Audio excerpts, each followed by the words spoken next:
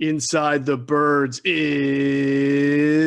back. What's going on, everybody? It's Jeff Mosher, Adam Caplan. We're going to do a lot in this episode of Inside the Birds. We're going to continue our NFL draft preview as we are getting really close now, Adam. It's getting real, right? The draft is less than 2 weeks away.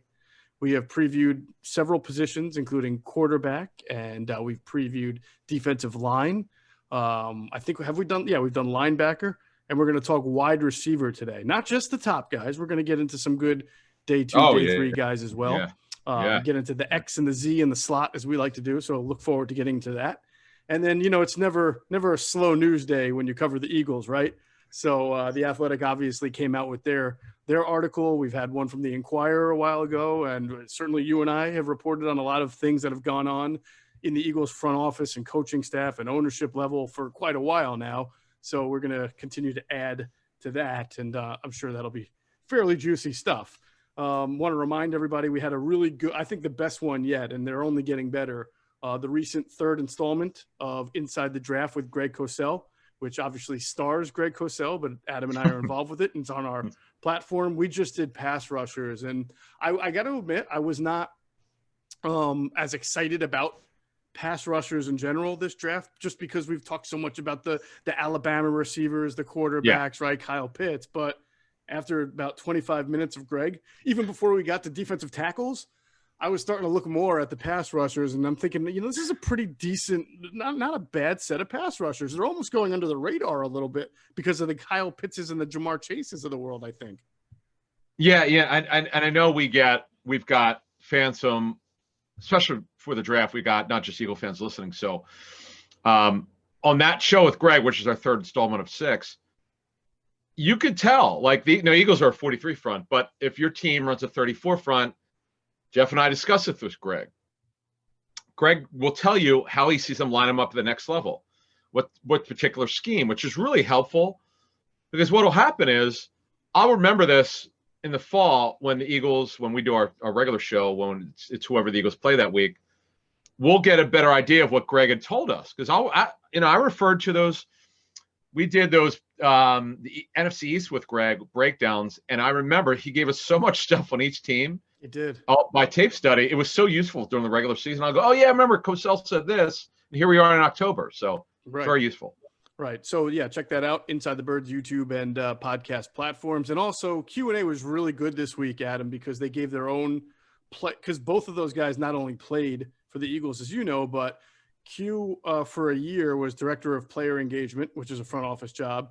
And Jason was just an assistant wide receivers coach under Doug's staff there, with Aaron Moorhead as the wide receivers coach. So was that only during training camp, or was that during the season? No, it was the whole year long. It started off as the Bill Walsh, I think, diversity scholarship, and then turned into a year-long assistant wide receiver coach position, after which Jason said in his first episode of Q&A, he decided he doesn't want to do that anymore because he'd like to actually be home with, and have a life once in a while. Coaches have no lives. They have no time.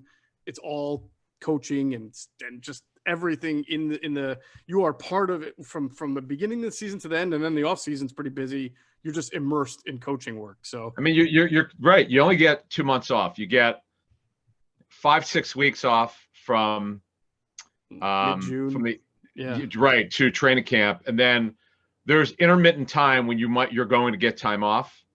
It's especially if your team doesn't make the playoffs, you're getting time off in January. Right. Before you're reeled into personnel meetings. So you're right, man. It's not for everybody. It's he was the first to admit that's just not the life for him. Yeah, I get it. Listen, I get it. It's Jason and I were able to work, and we made again for the American Flag Football League, and they're coming back this summer. Mm-hmm. They're the top flag football league in the world, and just watching Jason, long had been retired. Just to see him run routes, and just to see he's playing against guys much younger than him, but using his savvy. So then we fast forwarded to the Eagles. I'm hoping he imparted that wisdom from his savviness and route running and smarts. I'm hoping that guys like Rager and the other young receivers can take what Jason taught them during their time together. Would be great. Would be fantastic if he left them with something. I thought the best part of the show, Adam, was when they shifted into talking about which is something pertinent now that we should talk about on the podcast. And we touched on it a little bit in the last one, just the idea that veteran NFL players have kind of bonded together under the NFLPA and said, you know what, we're not, the pandemic is still going on, and we are not, I don't want to say we as I speak for every team, but at least 4 teams now have said like most of their veterans are not going to show up to the voluntary in-person OTAs, right? And so I imagine there'll be a little bit more of a bandwagon. You'll see more teams, more veterans saying this. And what was really interesting about Q&A going through it is that they both respected each other's opinions, but they had different viewpoints on it. And they also came up in different ways. Jason was a draft pick, not the highest, but 4th round is 4th round, right? And he was by year 2 or year 3, a pretty prominent part of the offense, whereas Q was undrafted and he really had to work his way up. In fact, you know, to Jim Johnson's fault, one of his few flaws, playing Sean Considine over Quentin Michael for the first half of 2006, I want to say, or 7 was just a mistake, a clear mistake. But so Jason was saying, I'm so glad the NFLPA has taken this stance. It's a voluntary workout, yet there's so much pressure from the team to say you have to be there. If you're not, you're almost looked down upon, and the media gangs up on you, and it's not fair. And he pointed out what J.C. Tretter pointed out in the letter that he wrote recently, which is that there are many metrics, whether it's injury or performance-related metrics, that improved last year that the players say is because they were not on the field for OTAs. It saved and preserved their bodies. If you're an Eagles fan, you're like, what are you talking about? But the reality is most teams were less injured last year, and the Eagles were among the anomaly where everybody and their mother got hurt twice with the Eagles. So that was Jason's standpoint. I'm glad, finally, we don't have to live with this stigma where if we don't go, we're bad people. And Q was like, yeah, I get it. Everybody should be safe, right? But look at a guy like me. I was an undrafted free agent. I was a guy who needed every single snap and rep and time with my coach and coaching staff in these OTAs just to be able to have a chance to compete, at least for the first 2, 3, 4 years of his career, right? And so it was a very interesting counterpoint where Q was like, I don't know. I mean, I think that, and we talked about this a little bit, guys who are rookies and 1st and 2nd year and even 3rd year players, Adam, are hurt by this. So this by pandemic and then not being able to get on field time with their coaches. There's no doubt about it. Yeah. And we'd mentioned in the live stream, which what does that drop on Friday morning? Yeah. Usually. Okay. Correct. You'll hear Geoff and I talk about it, that the guys that really need the reps are Jalen Reagor, Quez Watkins, Hightower. And here's the other thing. Eagles have a new coaching staff. They want to install new schemes. You really need the players on the field. Doing the virtual install is unbelievably difficult. I've talked to coaches last year about it. Look, you can do it. I mean, you can do it because you don't have any choice.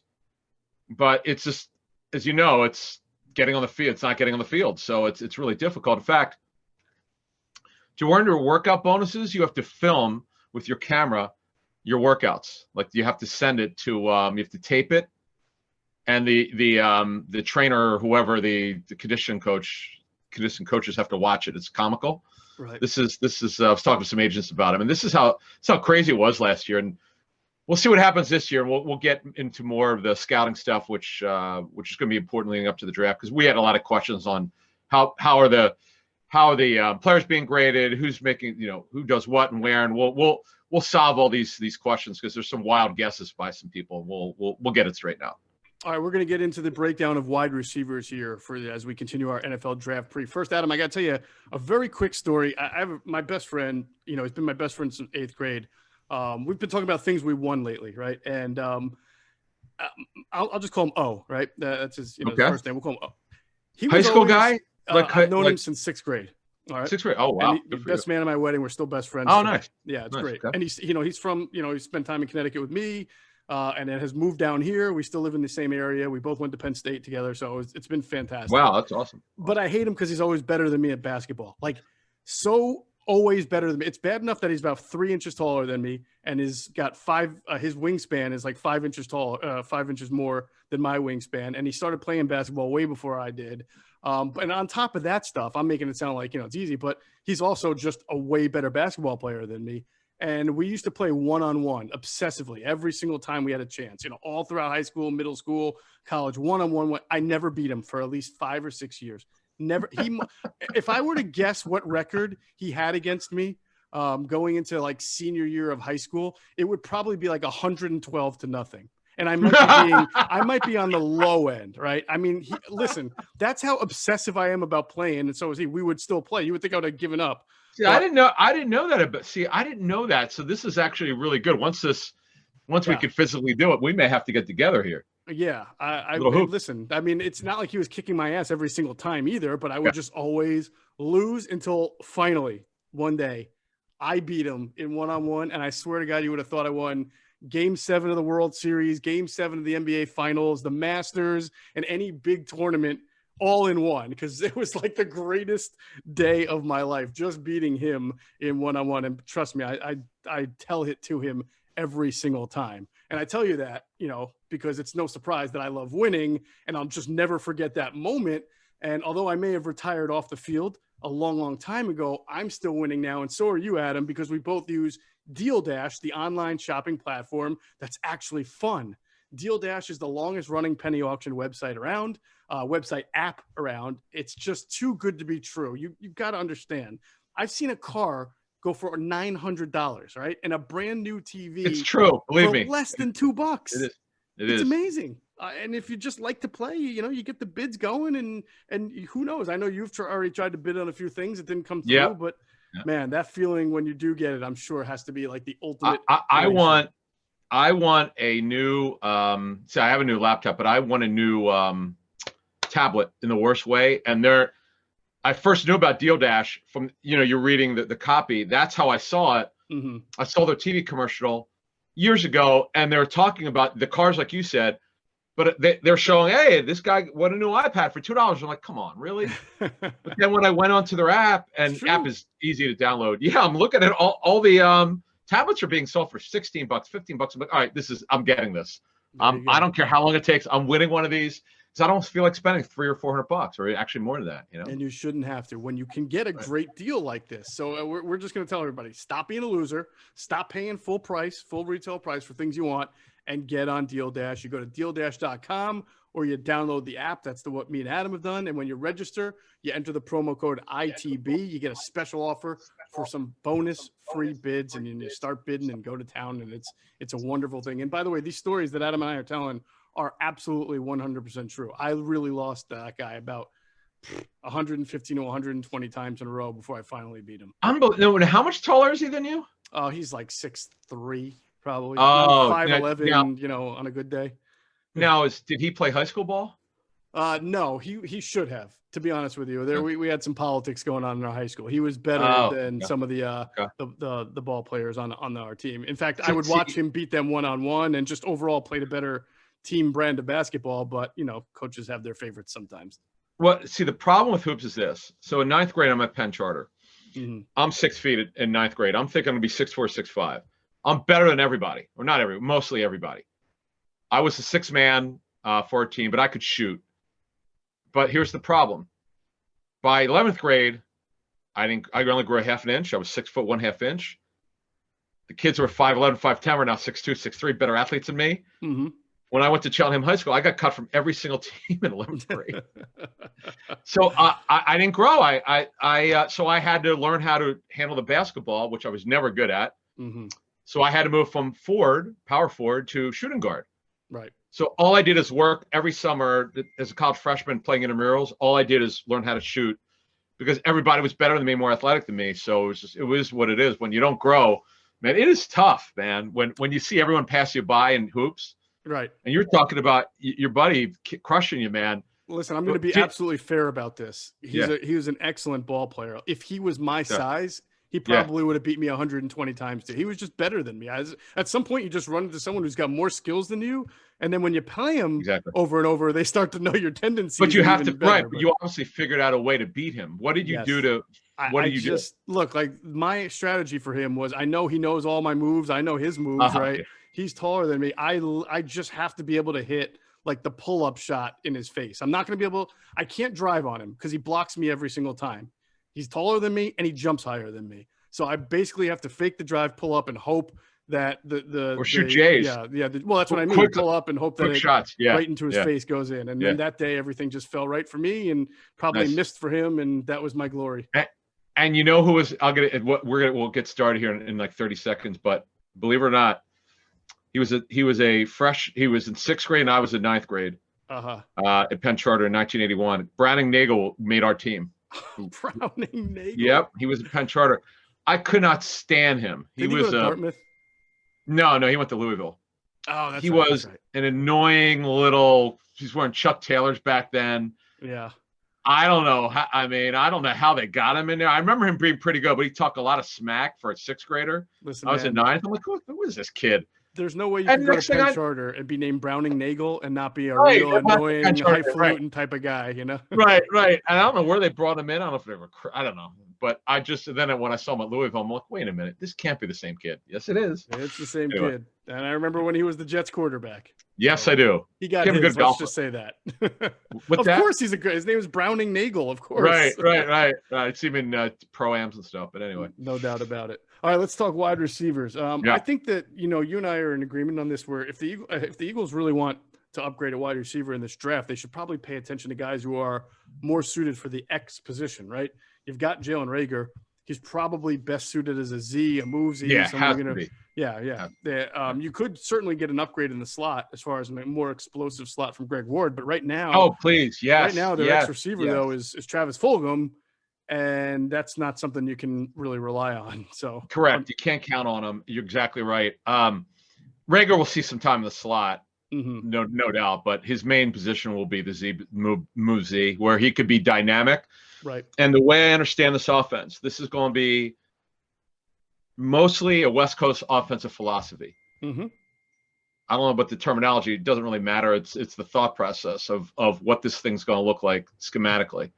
To give you a vision, I would call it dink and dunk, but I would say a lot of short area, a lot of run after the catch routes. So Jalen Reagor could be phenomenal in this scheme. Now let's get over to the X's.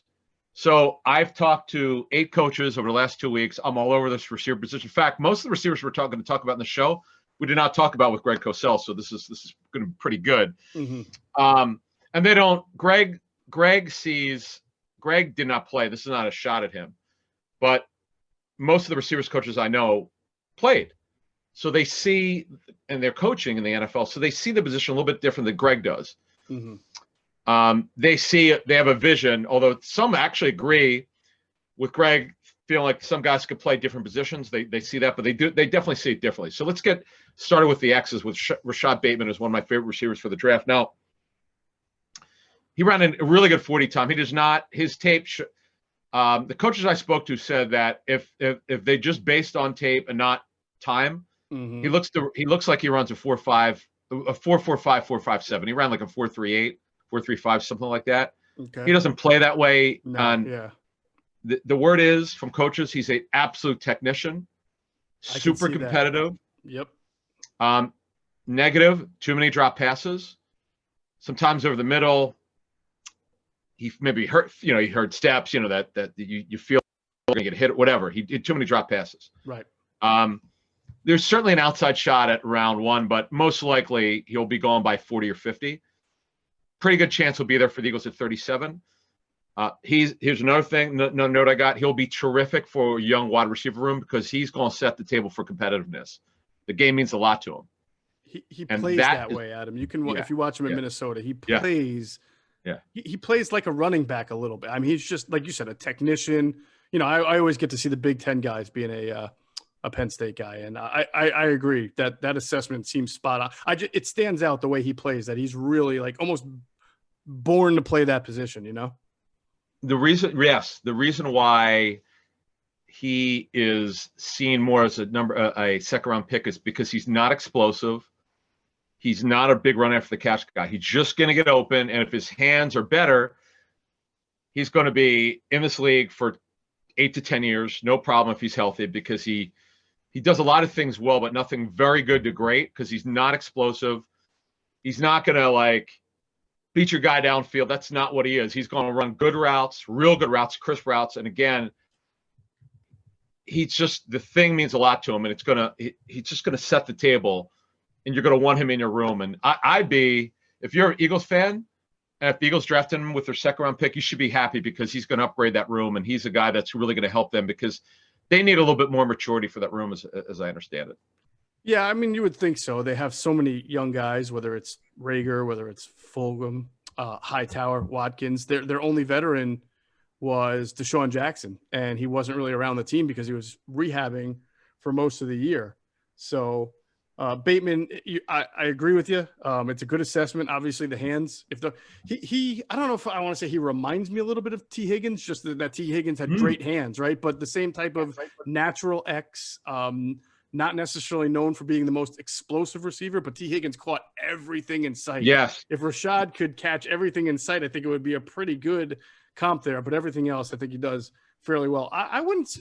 I've gotten like late first, early second. Like I don't think people would be shocked if he snuck into the bottom end of the first round. Yes. Yeah. I would say if I were a betting man, I would say he doesn't go in the first. Mm-hmm. Could he go in the first? Absolutely. Late, somewhere between 25 and 32. But that Bateman's a good player. He's I love what he said on Twitter. I don't know if you saw it. Yes, I know what you're saying. I guess there was, what did he say? He said, because there are rumors that he was a slow runner and all this, and right. I guess he put up his time. It might have been 4.35. I remember seeing him put it up there, and I was laughing because he obviously knew the rumors were out there, and he doesn't run all that well. Mm-hmm. And he put it out there. He goes, for all the, he didn't, I don't know if he said haters, but the guys who don't think I run fast, here's my time. Yeah. And he goes, he said something per me. Per me. That was great. Well, I think I'm going to grade on a curve. If Jason Owe and Micah Parsons, who play linebacker and DN, can run in the 4.3, then Rashad Bateman running the 4.3, it doesn't really impress me anymore. Because he's a wide receiver. He should be running a 4.2. Nah, that's just how crazy the 40 times are this year. I don't even know what to believe anymore. All I know is Rich Eisen, he does the 40 every year. Oh, yeah. I think he missed out that. He probably would have clocked at least a 4.4 this year, right? I was going to say he would have beaten a 5, right? Yeah, exactly. maybe 4 or 5. In a suit. I don't know if Bateman could play the Z in a West Coast, though. If you really want that well, maybe with the straight line running, he could. Well, an OC told me, an offense coordinator said he absolutely could play Z. Because I was with you. I saw him as an X. He goes because he's so smart and he runs very well. He's a nuanced route runner. Okay.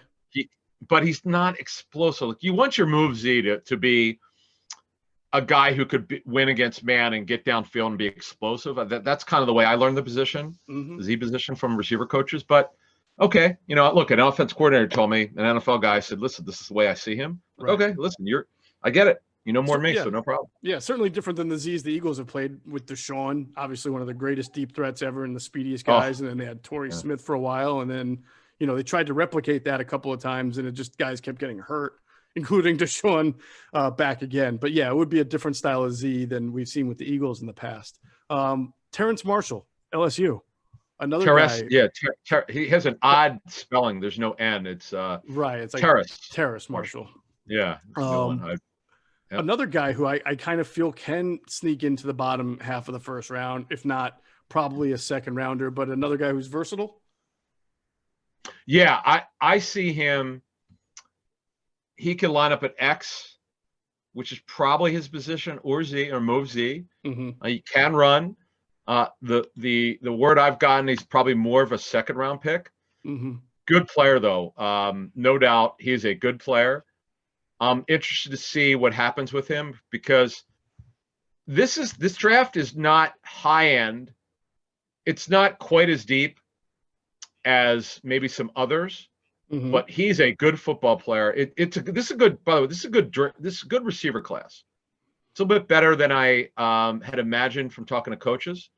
Yeah, but it's not the word that I got is it's not as high down. This kid he's got good length at 6'2.5". Again, runs well. He's played X.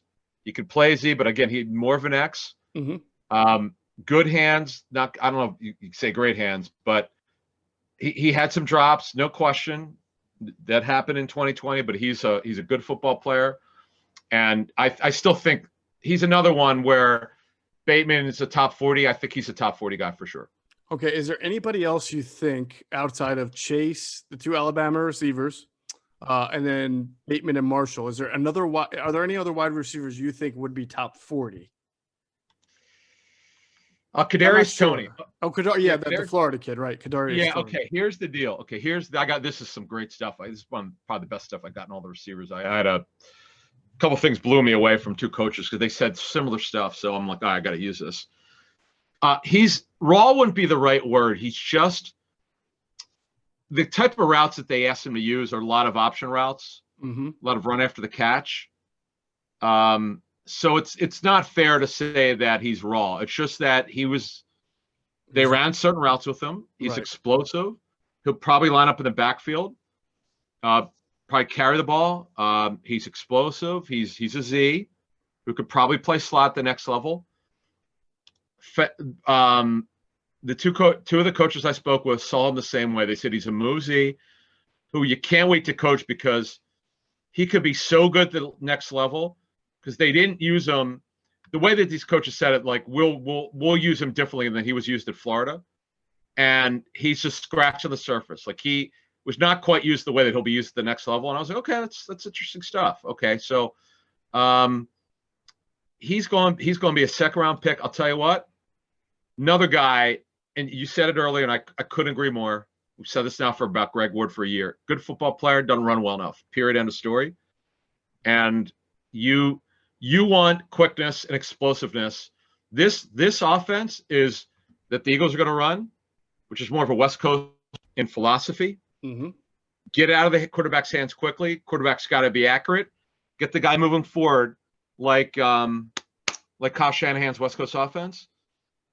Get him going forward, and you want that slot to be more explosive. I'd be shocked if they don't upgrade the receiver position at slot. We'll see if I'm right or not, but yeah, no, it just makes they've got to do that. Too. Yeah, and we like Greg Ward. I don't want anybody to think that we're disparaging. It's been a great story, but it's just done. Right. If there's an upgrade, go do it. Always the type of player that team loves to have, but is always looking to upgrade if they can. And a lot of teams these days like to be a little bit more explosive and vertical from the slot position. But if you're running an offense where the only thing you're concerned about is, having a Jason Avant sort of move the chains, make your money over the middle, catch everything thrown to you, short area burst is more important than vertical. If you're running that type of offense, then Greg Ward can do it for you. It's just that most teams now are trying to get more vertical, more explosive from the slot position. So that's just it. I just want people to make sure we're not dissing Greg Ward. He's been we're calling it like we know. The guy's been an unbelievable story. Whoever would not put him on the active roster, that's another thing. The mismanagement of Greg Ward for his first couple of years, the guy absolutely earned a spot on the roster, and it took them way too long to get him on there. So they got to do a better job of making sure these things don't happen. But let's get the other X's that I've intel on. Nico Collins, this guy's a couple coaches mentioned to me. Big guy, could run. Michigan kid. What's that? Michigan kid, correct? Yes, Nico Collins, yes. Dominique Nico Collins. He's got good length. He can run. He's absolutely an X. I mean, I'm sure in certain offenses you could play him at Z, but I don't see him moving. He's more of a single side X, and he's a guy in like maybe third round. I think would be a good value, and he would be in competition in size and ability to the X position. And I've talked to this guy now twice on Sirius.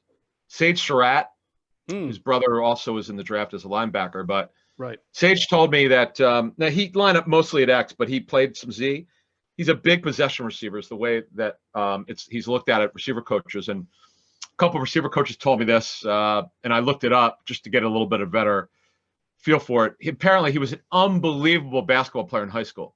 Like, as a matter of fact, he's somewhere around 6'3". He could have played college basketball, but the problem is it's 6'3". And when you're a forward, you're playing guard in college. Yeah, you're a tweener. So he's also a mid-rounder, but he just, in the end, it's not explosive enough. Right. He'll play on special teams, but he's going to be probably a backup X. I don't know that he would be a starter, but he's a mid-rounder, third or fourth round. Coaches like him, super smart, big-time student. incredible background, great kid. Oh my God, he's so sharp. Mhm. One of the sharpest kids I've ever talked to on NFL radio. Wow. But our job is to tell the truth. He just doesn't run well enough. Is what There the you tape go. shows. Now, what I've told. Now you're telling me Nico Collins runs well, huh? That's the book on Nico. Is he runs well? Because I have a hard time believing a Michigan wide receiver can run. Well, look, I've been through David Terrell. You go through the kid who the Browns drafted with 3 names. Yeah, but he doesn't run well. Peoples-Jones. Physical guy. He's not a burner, is he? No, but he runs after. He actually ran well last season. I hear you. He's not a burner. Yeah, I mean, when you watch him play, you don't see like. He did a good job. He had to play. They had to throw him out there because they were so bad at receiver in terms of depth after OBJ got hurt. But and then you want to move to the Z's? Yeah, I just like to rip on Avant. That's why I'm saying, Michigan yeah. I'm throwing because he wears a Michigan hat every single time with the big they record Q&A, and I know he does it just to grade on me. So I had to get. Yeah, he runs better than you think. I don't know what his 40 time is. Just the coaches told me that he runs better than you think. Right. All right. Z. Just a note on. Oh, go ahead. I'm sorry. Go ahead. No, just a note on Waddle. Yes, he dislocated his ankle. He had surgery. I was told it's a 5 to 6 month rehab. He's going to go. The only way he's available at 12 for the Eagles is if the team's looking at him ahead of the Eagles are concerned about year one, like they don't realize like it's not a big deal. Like, if the teams that are desperate that they need to make sure he's healthy and everything's great and he needs to be their starting Z or starting X week 1, he needs to be back to normal. Those teams might be scared off. This is just what happens with the draft sometimes. So some teams are like him? You mean Jaylen Waddle? Yeah, like I could see the Lions taking him, but they need 3 receivers. Yeah, but I can't see I can also see the Lions taking other players too, though. I can't. Are the Falcons going to take him at 4? No, absolutely not. I agree. Are the Bengals going to take him at 5? No, well, they would take Chase if he's there. Chase probably. Are at 6? It becomes then the Miami Dolphins, maybe. Well, they are dying for receiver. Dying. Okay. Yeah, so 6 or 7. But I will say this: if he somehow makes it past 7. Then I don't know who 8, 9, 10, or 11 are going to draft because I don't think Giants will be Giants. I don't think the Broncos got guys. Nope. Oh, they're great at receiver. Yeah, they're very good. I don't think Cowboys are going to do it, and maybe. Nope. I mean, maybe, but I doubt it. All right. Well, no, Cowboys won't. But the Panthers absolutely need a receiver. But their biggest need is corner. Yeah, they don't have any depth. Right. Well, yes, you're right. They need a left.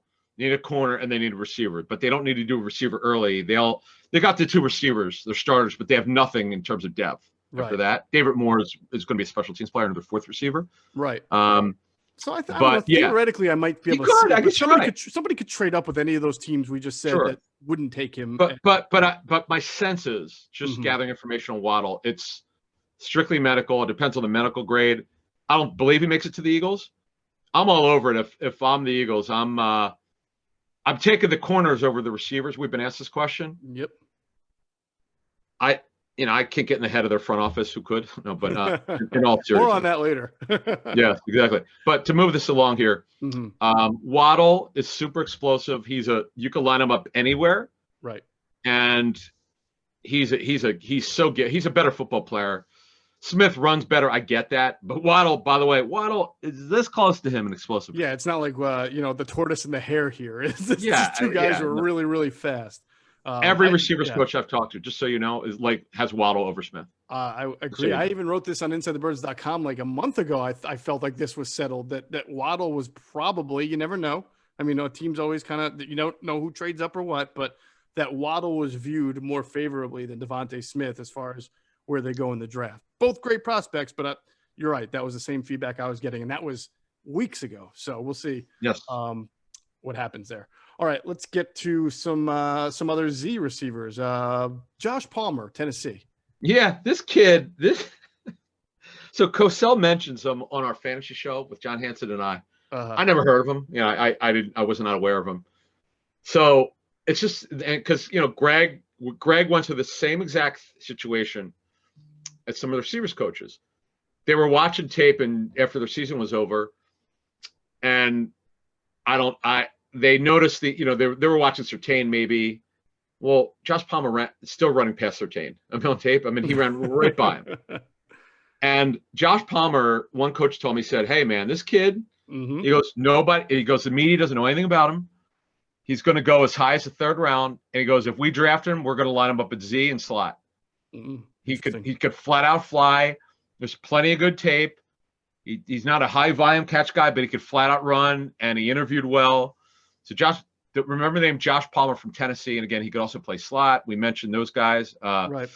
The Z's. Okay, slots. Okay. Wait, before we get into the slot, I want to remind everybody to check out our friends at phlsportsnation.com, enhancing the fans' experience with their coverage of all of the Philadelphia sports teams. They are for the fan, by the fan. That's their motto. So make sure you check them out at phlsportsnation.com and on Twitter at phlsportsnation. And we'll pause one more moment for a word from our great sponsors, including our friends at Sky Motor Cars.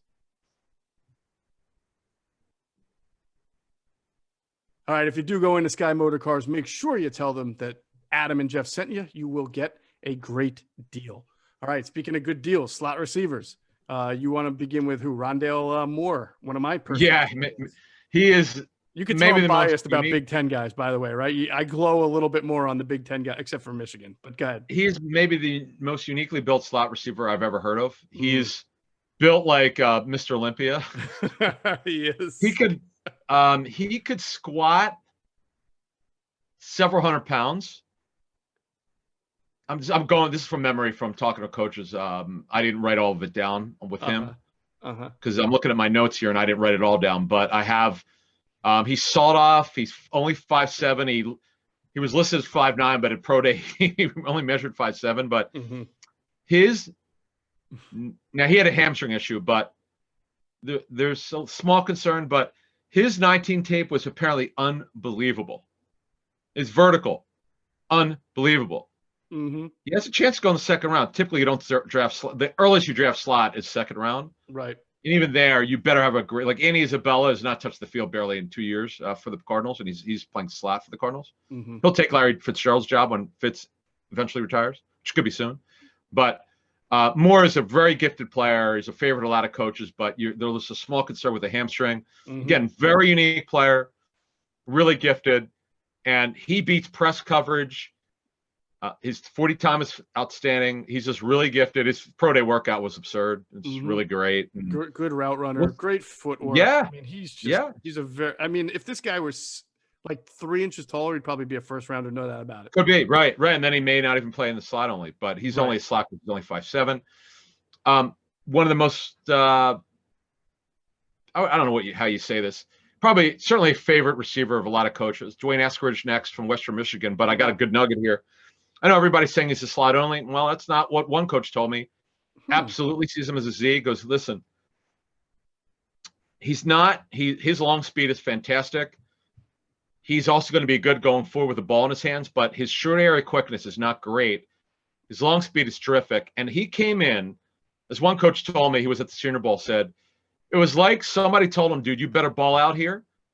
He was the best player on offense. It wasn't even close. On both squads. He was phenomenal out of Western Michigan. What's his height?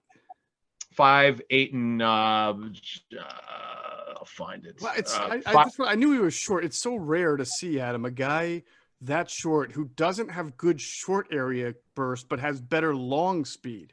It's weird. Like this is what the tape I think showed. of Alshon Jeffrey as that kind of guy who has no short area burst but very deceptively good long speed. Like he can. Well, what he does is he leverages. Right. Alshon when Alshon was a good player, it was all about leverage with him, and we know he would always win. But this kid's under 5'9". Too many teams are pigeonholing him as a slot, and that's a mistake. But this guy said he absolutely sees him on the outside. This one coach told me so. And then my favorite name for the draft, or one of my favorite names, is Tutu Atwell. Tutu from Louisville, and he is super speedy. He is a run after the catch slot. He's a vertical slot. He can run, and he's a guy that could go as early as the second round. Yeah, he might because he could run, man. And these vertical slots, it's hard to find these guys. You typically, guys who don't run super fast on tape and play the slot are not going to go in the second round, but you might. All right, we'll have to see. That's going to wrap it up for. We've done X, we've done Z, we've done slot. So that's about 13 or 14 guys we went through there. And you're right, and I've talked to a few people about this. It's a better class of wide receivers than I initially thought, just by, when Exactly. we're January and February going into it. A lot of, and this is interesting, Adam. This is like 3 years in a row that the draft has been considered pretty strong and deep at wide receiver. I wonder, how long this trend will continue, or if it says something about the athletes in the college game now. I don't know, but it's always, Eagles fans are probably pounding their head into the wall because it's been such an issue for them. But for the league and for college, there's been a lot of really good wide receiver prospects that are coming out. All right. You ready to get into some Eagles front office news? Yeah. Well, yeah. Breakdown. Yeah. Of a little breakdown, I should say. Yeah. Yeah. Go ahead. First, I just want to let everybody know basketball teams are entering the final month of the regular season as they gear up for the playoffs. And while some teams are locks to make the playoffs, others are still fighting for their opportunity to chase the trophy this summer. DraftKings Sportsbook, America's top-rated sportsbook app, is putting you in the center of the action with a chance to turn, listen to this, $1 into $100 in free bets. That's right. Turning $1 into $100 is simple. You just pick any basketball team to win their next game. And if during that game, the team of your choosing hits a three-pointer, you bring home $100 in free bets. That's it. 101 odds of the team of your choice to hit a three-pointer, and they don't even have to win. All right. This year's teams have been hitting threes at an unprecedented pace. So get in on all of the action with DraftKings Sportsbook before this offer ends. DraftKings is safe, secure, reliable. You can deposit and withdraw your funds at your convenience. So download the top-rated DraftKings Sportsbook app now. Use promo code ITB when you sign up. You turn $1 into $100 in free bets if the basketball team of your choosing hits a three-pointer. That's code ITB to turn $1 into $100 in free bets for a limited time only at DraftKings Sportsbook. Must be 21 or older. Pennsylvania only. New customers only.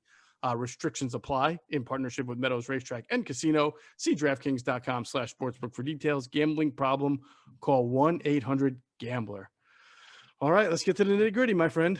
All right. We've been kind of, I don't, we're not patting ourselves on the back or anything, but we do have new listeners. So for those who are recently new to us, a lot of things that have come out about the Eagles, whether it's Jeffrey Lurie or Howie Roseman or the draft or Doug Peterson or the relationship between all the names I just mentioned, some of the things that have gone wrong, we've been talking about for quite a while. So I just like to say that, that all the stuff that's come out is very good. It's great journalism. And ITB is up there with anybody else as far as putting out the kind of information that you've been reading lately. That being said, there's good pertinent stuff to discuss, Adam. Where do you want to start with this? Yeah, I would say this is a fantastic piece. This is the only, and I'm not criticizing anyone who's ever written about the Eagles. Please don't misunderstand me. This is the first one that got it right. Because some of the stuff that's in the piece from our friend Bo Wolf and Shil Kapadia and Zach Berman, we had actually reported years ago. And I'm going to reveal some stuff which I was asked not to discuss over the years, and they actually reported it. So guess what? I'm putting it out there. Now I'm going to bring it to another level. I just don't. The gossipy stuff I just keep to myself, and I don't talk about it because this is not really the purpose of our show. When major stuff happens, we'll break it down and go, okay, what happened here with this? We outline the problems with Wentz ad nauseum, Peterson's problems. Yep. We called it 3 years ago with what was the guy's name? Press Taylor. We nailed that one. Definitely. It was probably our first or second show. Yeah, pretty sure there's going to be a problem here. Sorry to interrupt. The last two drafts, whether it was the involvement with J.J. Arcega-Whiteside and the owner's involvement there, and then last year, I know I reported in January that there were several people who would normally be in the war room or virtual war room or whatever you want to call it that were blindsided by the picks that the Eagles made on day one and day two, and that's Rager, Hurts, and Davion Taylor. Yeah. So we have a little more on that, but yeah, again, we've brought to light some of these issues, and that athletic piece also did a really good job of painting an even better picture with great anecdotes. Great job by those guys. I just want to give those guys props. I'm friends with all those guys, and they did a phenomenal job. And I'm glad that they pointed some stuff out, which we're going to get into. There's some things that have bothered me about. Because I know fans will say they need to fire their scouting staff. These guys don't know what they're doing. No, that they don't need to. And I mentioned this a couple months ago that when people try to finger, okay, it's this scout's problem, it's this scout's problem, it's this pro guy's problem. It's the scouting director's problem. No, it has nothing to do with it. Right. Every player for every draft with every NFL team gets at least 3 looks. First round picks get as many as 8 looks.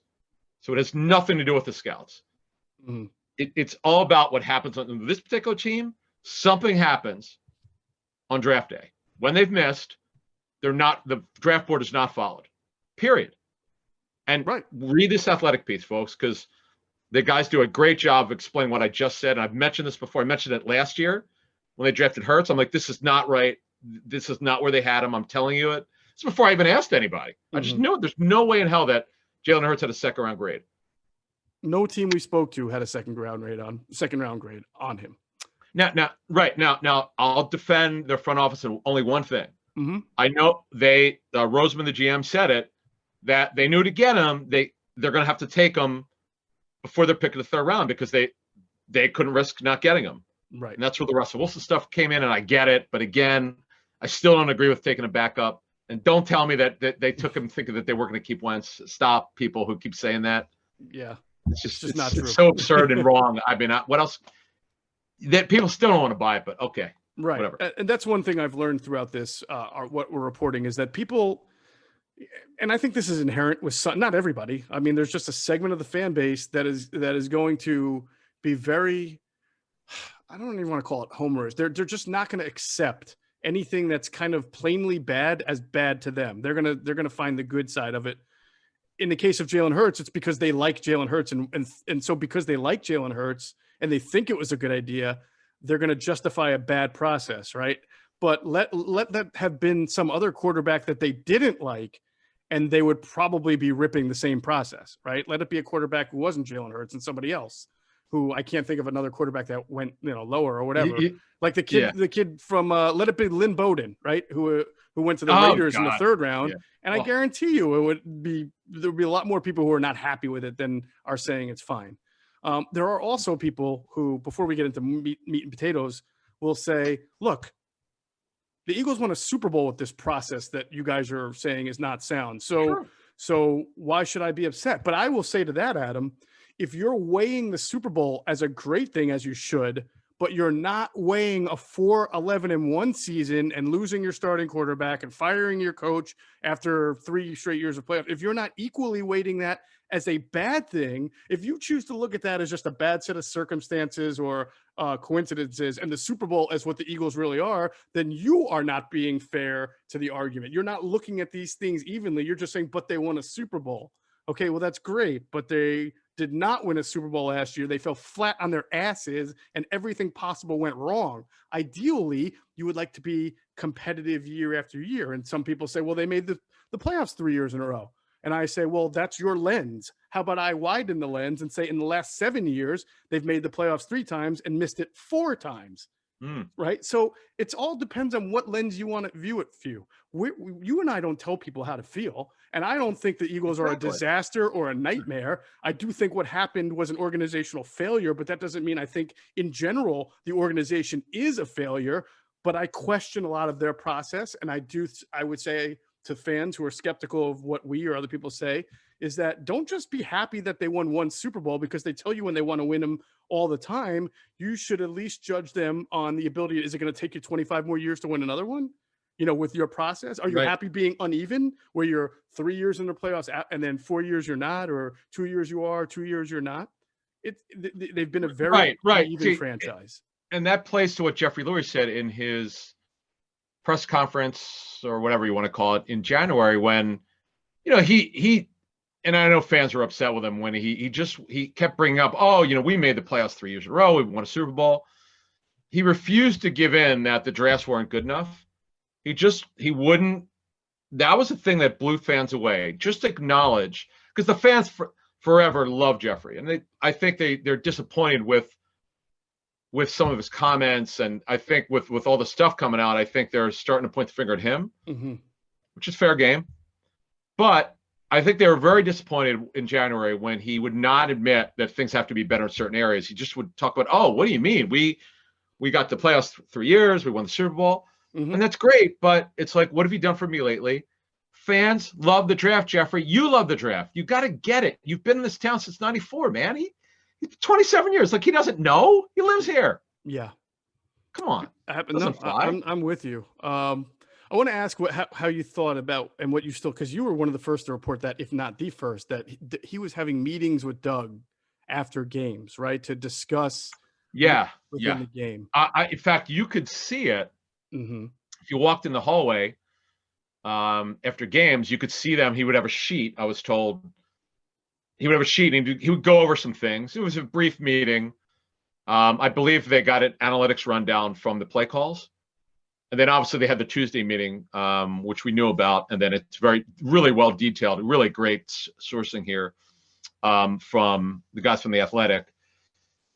Look, if you're going to be a head coach, and I'm really looking forward to see what Sirianni does here, because I know that Frank Reich is a big run game proponent. He's a big balance guy. Frank Reich would never be the head coach here. Never. Okay, because he believes in balance. He does not believe in coming out throwing the football like what analytics tells you. Mm-hmm. Which really Joe Banner's idea, by the way. Let's call it like it is. He was the one who really wanted it. Yes. And when you look at Peterson, he had to buy in to get the job. He had to buy in 2016, and he bought in. Right. So that was that. And I don't think it was tough for him to buy into passing the ball a lot. That part, I don't think it was difficult. He's a quarterback. He likes to throw. Yeah. He's from the Andy Reid tree. Sure. And I don't think it was tough for him to buy into to the analytics part, just because I had people from Kansas City told me he is an aggressive coach by nature. And they even said he'd probably be more aggressive than even Andy Reid. So, and some of these, a lot of swag they say. Right. Some of the analytics, right, that tell you to go for it on fourth down when you ordinarily wouldn't. It goes hand in hand with being aggressive anyway. So I think he could buy into that. And you're right. He had the temperament and the personality to be able to talk to Howie and Jeffrey and have them there. Yeah. But the one thing is, and I want to say we brought this up in 2018 after Groh and Carson Walsh were fired, is how much will he be willing to take? How much of the oversight when you factor it all in, not just the hiring and firing of coaches that are dictated to him, but when you couple that with the Tuesday meetings and everything else that he's constantly being checkmarked on, at some point, and it feels like it happened this offseason, he just said, you know what, I don't need to deal with this anymore. All right, so I'm going to take people. We're going to get started with this. I don't think I probably told you we're probably not going to talk about this on the show, but I want to tell you privately. Mm-hmm. I was talking to one of Peterson's coaching friends years ago. You'll remember this discussion. I said, man, I'm not saying Peterson's going to quit, but he's not happy with just the lack of support. And it's kind of like it's detailed in the Athletic piece about being picked apart somewhat in these meetings. Mm-hmm. The meetings, because he'd be being questioned on Tuesdays by Jeffrey, not being yelled at, but just, what were you thinking? Why are you doing this? And doing this every Tuesday, even if when they won, mm-hmm. He's being questioned. I just heard from someone who knows him very well that he goes, dude, I'm just telling you, I don't know if I don't know if he's going to finish his contract. He's not. He's not going to get fired. This guy won a Super Bowl. He's like, mm-hmm. I don't know how much he could take of this constant. Like he just, I don't know if he feels totally supported. The guy didn't. I don't remember exactly the words he used, but I was sort of translating what he was telling me into, wow, it doesn't sound like Doug's real happy with the way he's being handled here. And then, you fast forward to this article. I'm like, okay, there you go. They have it. They obviously have very strong sourcing on it. So, you want to get started with the I want to add on to that because you reported this last year after the Dallas game that they won, that Jeffrey Lurie was just very disappointed with the offense. You remember that, okay? Yeah. Here's what happened. Now it was one of the ugliest games you'll ever see. I think they turned the ball over 5 times. Yeah. Nonetheless, they won the game. And if you look back on it now, I think they went a long time before winning it in New Orleans before they won again, if I'm not mistaken. Or maybe that Giants game. I'm sorry. It was the Cowboys game. He let the coaches, the offensive coaches, he reamed them out, right? Let's just say he let them know how he felt about the offense. Right. Okay. In his own way. Okay. And I don't want to. So let's couple that with what we read about him not being happy after a win in Green Bay that I think everybody in the world loved because how hard it is to win in Green Bay. Is that 2019? It was 2019. Yeah. That was the game we was that with Herman's? We did a pregame we did a appearance at Chicky and Pizza Northeast Philly or something? That would be the game. Yes. Yeah. It was a big game too because they remember they were 1-2, right? They lost to Atlanta and they lost to Detroit, and then they got. That was a Craig James game, right? Yeah. Yes, that was. Everybody thought they were going to be 1-3 because it's impossible to go in Green Bay. And I did. I picked the Packers. I know, but they won, and yet the owner apparently wasn't happy with that. And then the year before, they went into, or is it the same year? They go into Buffalo with the 30-mile-per-hour winds. And they win the game. And I'm sorry, like I don't find a justification for being unhappy when you win a game on the road in either blistery weather conditions or at a very hostile venue where road teams don't normally win. And because that also happened in a very ugly win against Dallas, you see a trend here, and you can understand how a coach would be like, even when I win, I'm getting crapped on. I mean, that's what I mean, right? Yeah. That's the stuff that this guy who knows Doug really well told me. That there's only so much you could take is exactly what you just said. And it was in the athletic piece. So in that Green Bay game, because Green Bay was behind, they were playing, their defense, with Mike Pettin they're a big nickel team. That's all they play is sub. They don't play. Right. They probably, I don't have the numbers in front of me. They played more sub probably than anybody. Mm-hmm. So obviously, they're small. There's an opportunity to run the football. Right. And they ran it down their throat. Sure. And that Jeffrey doesn't understand because he didn't coach or play. Coaching is all about adjusting. Mm-hmm. What is it going to take for us to win on that game? Bill Belichick is the ultimate Morrison to something else. Belichick, one game, I'd have to look up the numbers. I'll never forget his press conference. It was against Minnesota when they had the number one run defense, one of the best run defenses in NFL history. They might have thrown it 70 times with Brady. So they asked him, Bill, why were you throwing so much? He's like, why try to run when you can't run against this team? Why waste your time? Right. It's like running against the wall. So he threw it all the time. That's called coaching. Yes. It's called understanding what it takes to win. Right.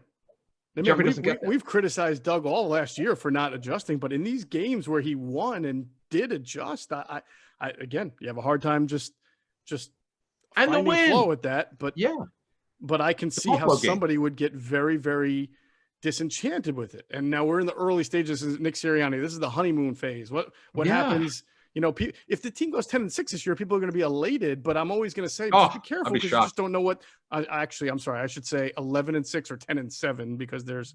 Oh yeah, I know. God, yeah, you're right. I got to start talking. We have to start talking about it. Week 17 weeks. Jeez. But you always got to wonder with this team the way it's gone the last few years. Like, all right, that was a good year. Are they going to build on that, or is something going to happen? Is something going to unravel? Are 5 coaches going to get fired in the offseason? And then yeah. Look, I don't. Just so we can move on here. I have no idea what's expected of this football team. I just to sort of follow up on what I said earlier here with analytics and play calling. And I know that Frank Reich and Sirianni are very close, but if you want to be the head coach here, you have to come out throwing. It will not work.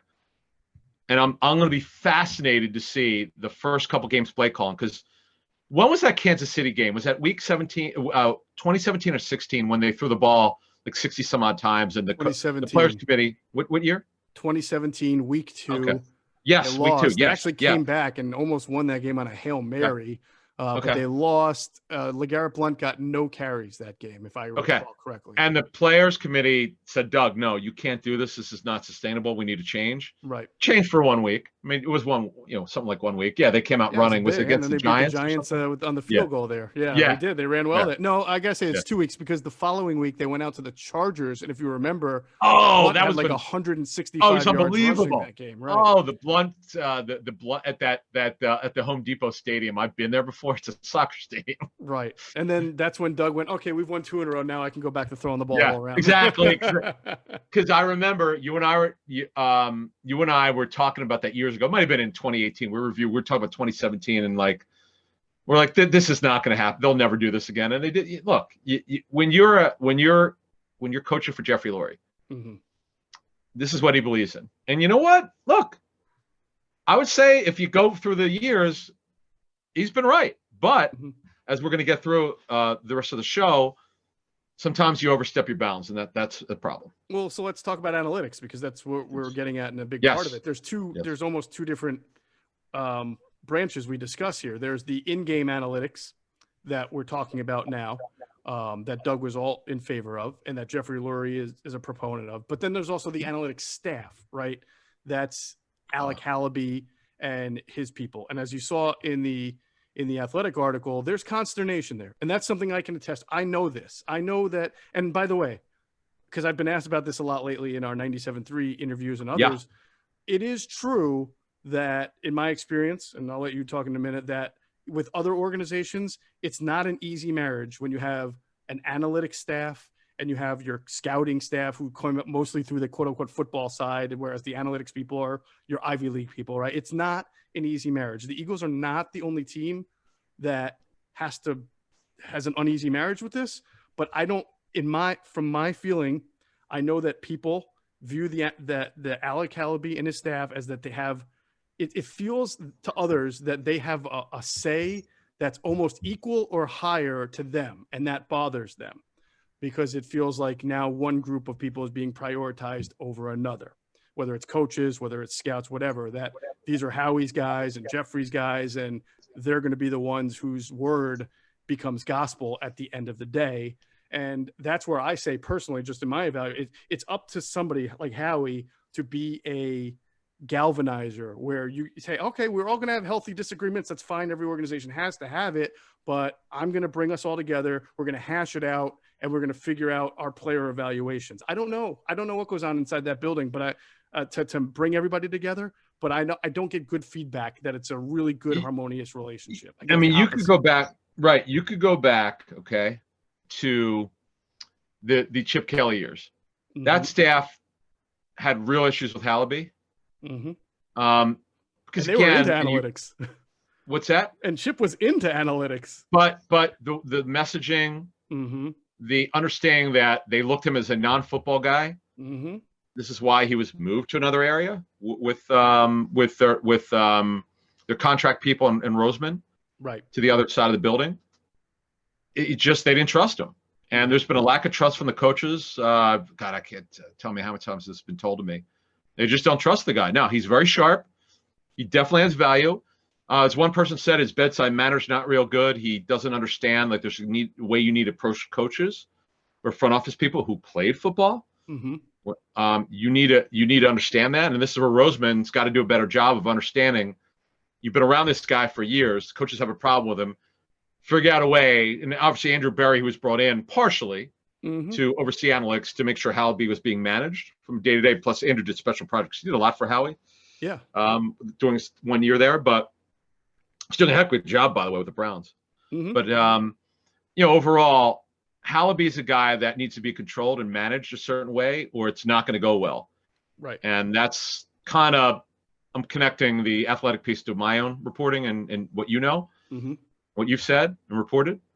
So I think we're all those guys from the Athletic and the two of us, we're kind of on the same page here. It's just, I'm surprised the guy's still there, to be honest with you. I know he's got value, just because all the issues people have had with him. Yeah. Not a bad person at all, Alec. Actually, he's actually a pretty pleasant guy. I've met him many times. I would say he's a good person to speak to, but I don't work with him alongside him, and I haven't had to have kind of personnel and scouting conversations with him.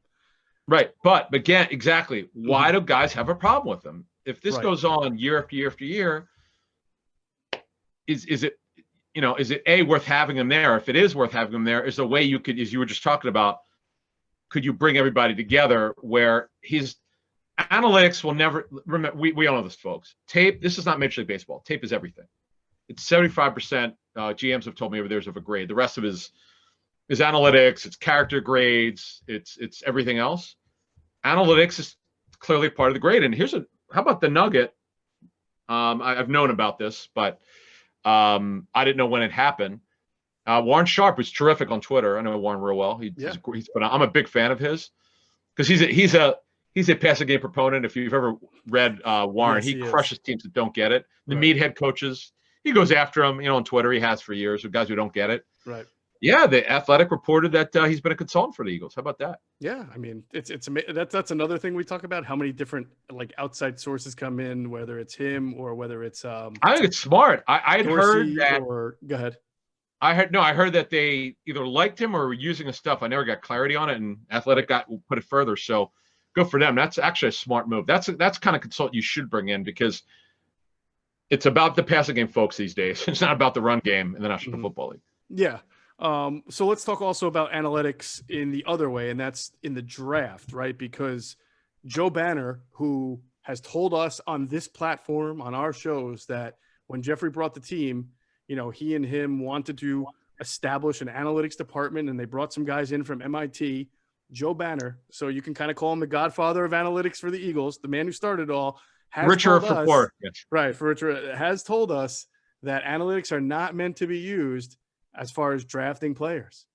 And he said, or very little. Yeah. Or very little, right. We now know it plays a much larger role. So when people say to us, when people ask us, has Jeffrey Lurie really changed? And we say, yeah, there are differences from he didn't do with Doug what he did with, he did not do with Andy Reid with what he's done with Doug. No, and by the way, Joe took care of that. Joe was the conduit. Right. Because Joe oversaw the personnel department. He would make sure things run smoothly. He was big on collaboration. Jeffrey was not involved, as I understand it, when Joe was there. Right. I mean, he was involved. Was he sitting in meetings? Did he want to know stuff was going on? Yes, but he's super involved now. And you and I outlined on our show for 2 years how, behind the scenes, they were trying to downplay to us, the Eagles were, oh, you have it wrong. I think you're overblowing it. It's not that big. Well, guess what, folks? Read this article. What we've been saying for years now about the owner. And let me just make this clear. I'm a big fan of Jeffrey. I like him. I'm very fond of him. But I do not like him getting as involved as he should, because analytics, as much as a proponent as I am of them, of numbers, there's a certain way you need to use them. This is not Major League Baseball. Right. It's just not. And I agree. And getting Hallaby should not be as involved as he is. It's a mistake. And Jeffrey seems to be hell-bent on the way that analytics is being used, and the J.J. Arcega-Whiteside mistake. That was analytics-based, as we called it 2 years ago. We had found out it was that pick. We were the first people to put it on our show. We said this pick was an analytics-based pick through the owner. He didn't tell him what to do. Make this very clear. But analytics played a part, and this is a player that I'd heard he liked. I'm still confused on what would happen. We had heard, and the Athletic also reported it, we had heard it was going to be Paris Campbell. For the goodness sakes, I don't know what happened. I don't know why. Still don't know why. 2 years later, why it became J.J. Arcega-Whiteside. Don't know. Yeah, and by the way, for anyone who wants to inject the Paris Campbell has been hurt. He hasn't done much. It's irrelevant to me. It's about your process. It's about why you have a board in the first place, why you have a scouting department that spends an entire year doing all the legwork and expecting one thing and seeing another and not understanding why. There was a line in that story in the Athletic story about Brian Dawkins giving a speech, basically saying everybody's got to be pulling together. And that hit home with me because you and I talk about this. You always ask me what I wish the Eagles could do better. And I say, I just wish that as an organization, they were always pulling in the same direction. And I get the opposite feeling a lot of times that they're not. They are, they claim to be collaborative, and they are, in that they do seek a lot of different opinions and they let people have their say. But I have a hard time calling a process collaborative when, after you've done all that, something changes to the point where all the input you got suddenly didn't matter as much as it did when you were getting it. So that is happening. Right. And by the way, speaking of what you just said, if you read the Athletic piece, they say that Roseman had his own draft board. Yeah. So that plays on what you just said. Mm-hmm. So when in 2016, I've outlined this since, every time we've talked about the 16 draft, which was phenomenal. Roseman stuck to the board. Tom Donahoe ran it. Mm-hmm. He set the board. Roseman did it to a T. Okay. It was the best year, obviously, the Wentz trade, to go get him, mm-hmm. to somehow move Byron Maxwell and DeMarco Murray. I mean, what could I say? Even Howie's biggest detractors will always point that out. They go, hey, listen, he still did a great job in 16. Mm-hmm. 17, obviously, the free agency was great. The draft was not. Disaster. Terrible. Right. The sins of, I love that word. I love that phrase, the sins of the 17 draft. That just makes me laugh every time. Start putting $1 in a jar every time you reference it. I can't tell. It makes me crack up. The sins, like they did something deviant, like they did something. No. Meanwhile, Eagles fans are sitting here like, shooting themselves in the head, and you're having a good laugh at them. I know. I'm sorry, folks, but I'm just playing. I'm playing. Yeah. Every the Donnell Humphrey pick. Mm-hmm. as an Eagles source said to me then, Donnell Pumphrey's small and he plays small. That's not a good combination for a running back. Like No. Darren Sproles is small, but he played big. Right. Big difference. Not good. Yeah, absolutely. What? So your larger point, though, on that, this just not a team that's always pulling in the same direction. Yeah. And that goes back to last year's draft. Like I said, there were people blindsided, people in the NovaCare who are part of the process, who were blindsided by the pick. Now you have to remember, last year, Adam, is an all virtual draft, so everybody's.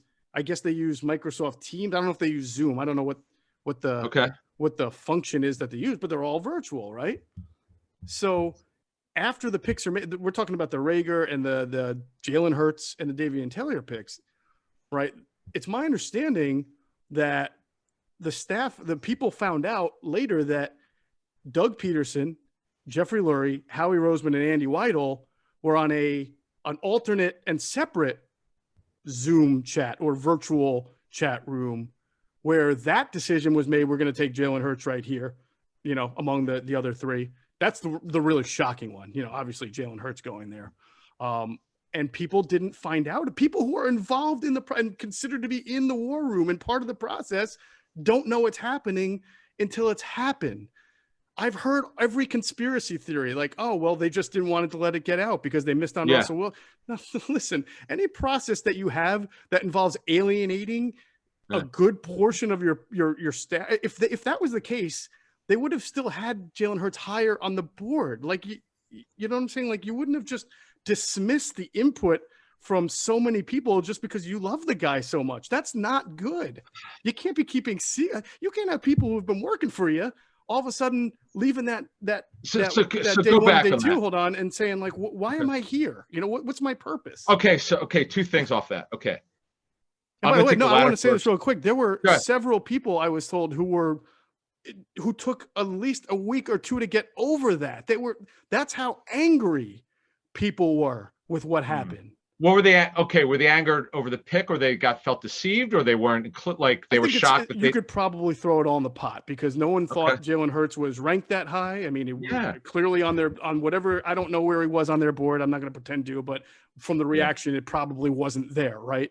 And the fact that you work all that time, you have these meetings, you set a board, you think after weeks and weeks and a couple months of doing it, you know exactly what your team is thinking, and then they pull a total curveball out like that obviously is going to piss you off.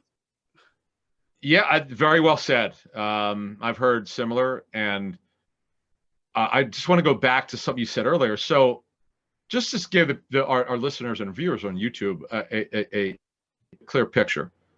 So you're saying that, was there a separate channel just for?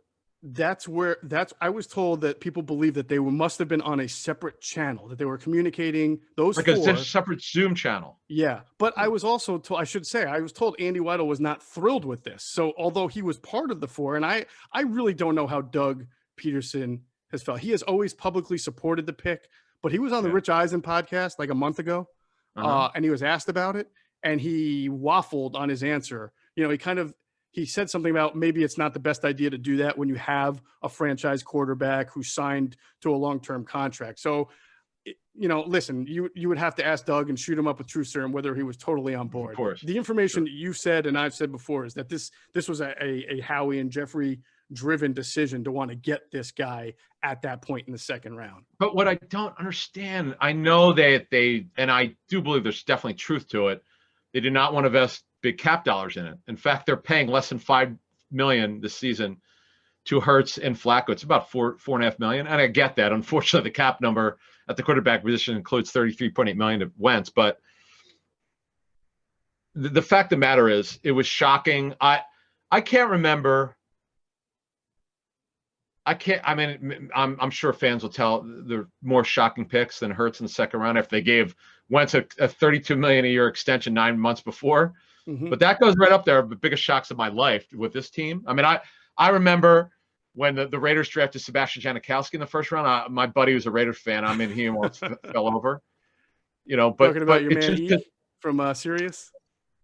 Eddie Brasili. Oh, no, somebody else. But anyway, okay. I call Mr. Raider Eddie, but he is Mr. Raider. It's just ridiculous. I was just like, how do you justify this? You don't take backups in the second round. I was brought up in this game in 2000. You don't take backups in the second round. Now, we didn't know that this guy would be the starter in 2021, or at least right now he is. Right. But anyway, so we probably move this along here. Yeah, and well, I think that just we finish up with, obviously.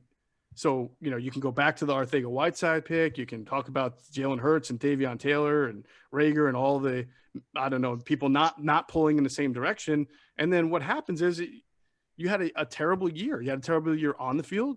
You had a terrible year in your front office. You had a terrible year with your coaching staff and your coach's relationship with your quarterback and your coach's relationship with other people in the building. And so, look, I mean, a big part of Doug Peterson was this coaching staff issue. I mean, Jeffrey made it clear he wanted a different vision, but you and I both know what that meant. And Press Taylor was the vision that they did not mutually share. Now, I don't know who's right in this situation. I mean, certainly there have been people who said Press Taylor is not. Look, people, I can tell you this, and you probably know this too. There were people after the season was over, knowing that Doug had a meeting with Jeffrey and needed another one, who were asking Doug to please reconsider his position on Press Taylor. All right. Many people, like high-ranking coaches, were asking Doug to reconsider. So that's not a really glowing endorsement of Press Taylor. But Doug wanted to stick with him. Well, I also believe, because there's some people in the league who know Doug, and there's some coaching agents who said the same thing. You clearly want to be fired when you're going to go in with the same coaching staff you had before, and you actually want to promote the guys who the owner wasn't happy with. I mean, come on. Right. It's so absurd. I don't know Doug, so I don't know what he was thinking, but people who examined the situation felt like he clearly didn't want to be back.